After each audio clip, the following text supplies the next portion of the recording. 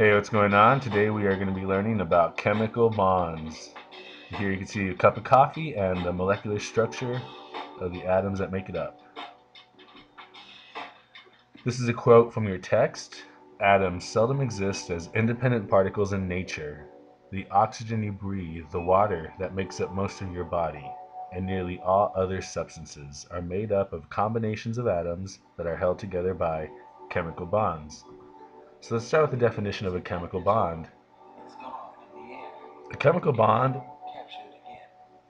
is the attractive force between the nucleus of an atom, which we know has protons that are positive, as well as the non-charged neutrons, and the attraction that has with the valence electrons that are negative of another atom, and this attraction is what binds these atoms together. The reason chemical bonding occurs is because atoms are unstable. So why do these chemical bonds form? Well, as I just said, we want to increase stability, so at the same time decreasing potential energy.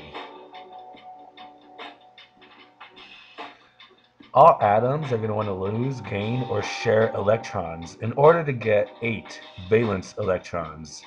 That is to say, they would have 2 in their s block, and p orbital would have 6 electrons for a total of 8, just like neon, noble gas shown below. And this is called the octet rule. The prefix octo, as you know, for a octopus or an octagon, referring to 8. Here you see 8 dots around the symbol for neon. Okay, let's begin. So here's an example of an octet rule being fulfilled. You can see hydrogen has 1. Two or more substances that are not chemically united, such as air, solution, a uniform mixture of And oxygen has 6. solvent and a solute. You can see how electrons can be shared between these 3 atoms, and as a result you would have the 8 valence electron that oxygen needs. You'll notice hydrogen only has 2, which, as you all know, is its capacity. So to quickly review the number of valence electrons in each element, we refer to the group number. You can see that by the group number on top, groups 1 through 18 will have 1 through 8 electrons respectively. Of course, on 13 through 18 we focus on the last number and ignore the 1. Now all atoms of group 18 elements, known as the noble gases, are unlikely to bond with any other atoms because they already have their 8. The valence electron levels of noble gases are filled with 8. However, helium filled with only 2. Now all atoms in other groups want to have the stable octet arrangement that the noble gases have. Here's a picture of a man named Gilbert Newton Lewis. You all learn a lot about him. He is someone who came up with this model called the Lewis structure, in which we show the valence electrons in atoms, also known as electron dot diagrams. So here you see aluminum, group 13, has 3 valence electrons because of its group number. And we can show the Lewis structure by indicating the symbol of the element and the 3 valence electrons it has. So Lewis structures are diagrams that represent the number of valence electrons in a given atom. And of course it's those valence electrons that we focus on because those are the ones that are responsible for the bonding. Also referred to as electron dot diagrams, you're going to see how dots are used to represent the number of valence electrons. For example, lithium in group 1 can be represented like this with 1 dot, indicating the 1 valence electron it has, and fluorine in group 17, which has 7 valence electrons, can be indicated as shown here. So here are the rules for drawing electron dot diagrams or Lewis structures. First, you want to write the symbol. So you'll need to locate the element on the periodic table and write down its symbol. So we'll do nitrogen as our example today with the symbol of N. Then find the number of valence electrons. Looking on the periodic table, we can see that nitrogen is in group 15. So it's going to have 5 valence electrons. Then you'll place a single dot, which represents an electron, above the symbol. Alright, we've done that. And then you will continue clockwise, placing 1 dot at a time on each side before you pair them up.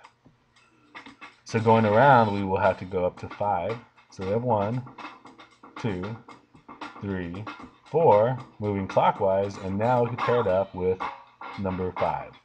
And here you have the Lewis structure for nitrogen.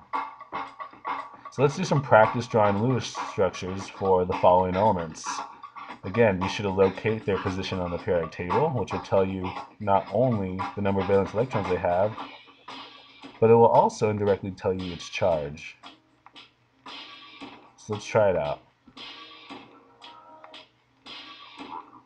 Alright, calcium in group 2, you can see we'll get 2 valence electrons, following the rules, one on top, one on the right.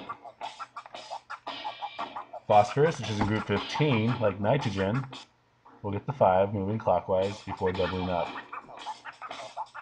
Now krypton is a noble gas in group 18, and this is a very stable atom because as you can see it has 8 valence electrons and no need to bond.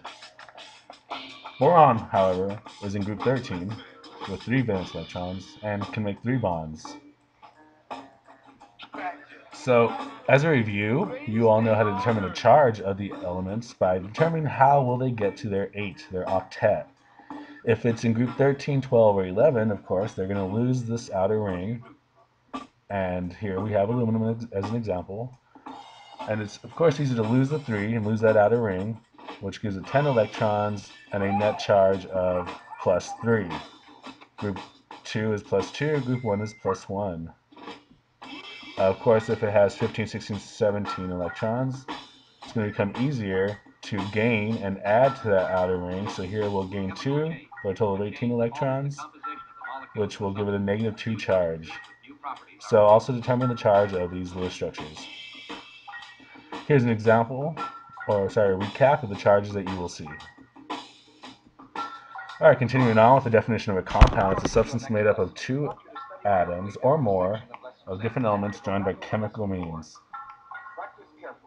We have 2 bonds we're going to talk about. The first is ionic bond, which results from the electrical attraction between cations and anions. The second bond is called a covalent bond, which results from the sharing of electron pairs between these 2 atoms. Our unit will focus on the second. Keep in mind electronegativity, which is the attraction an atom has for electrons, is going to determine the type of bond. And remember that electronegativity increases up and to the right, making fluorine our most electronegative element. As you can see here, 4.0. Now when looking at electronegativity and bonds, you're going to see the symbol, which is known as delta. And the atom with the higher electronegativity will be more negative, or delta negative. And the compound with the lower electronegativity will be more positive, and you'll see the symbol, delta positive. So here, for example, a bond between hydrogen and chlorine shows one charge end that's slightly positive and one end that's slightly negative. The main reason is the electronegativity values that vary. You're going to see a stronger attraction towards the chlorine. However, not strong enough to form an ionic bond, but enough just to make these elements share the electrons unequally. So how do you determine the type of bond? Well, you can look at the metallic properties of the elements involved in the bond. For example, if a metal and a non-metal, that would be one red and one blue bond together, would make an ionic bond. However, if you have 2 elements from blue, the blue section, the 2 non-metals, you would have a covalent bond, or also what we call molecular bond. Now, most bonds are a blend of both. However, you're going to see we're going to focus this unit on covalent or molecular bonds, the bonding between 2 nonmetals. Be sure to refer to this table when determining what elements you have. So what type of bond is formed between hydrogen and chlorine as a quick example? Well, hydrogen is on the left of the table. However, you can see here it is a non-metal. Chlorine as well. On the right is a halogen, a non-metal. So 2 nonmetals will give you a covalent bond. So let's do a few more examples. 2 chlorine atoms, well, both are nonmetals. So you would have a covalent bond. NH3, the bond between nitrogen and hydrogen. Again, find nitrogen and find hydrogen, and you'll see that they are both nonmetals, making it a covalent bond. Sodium, which is a metal, and chlorine is a mix of a metal and a nonmetal, giving us an ionic bond.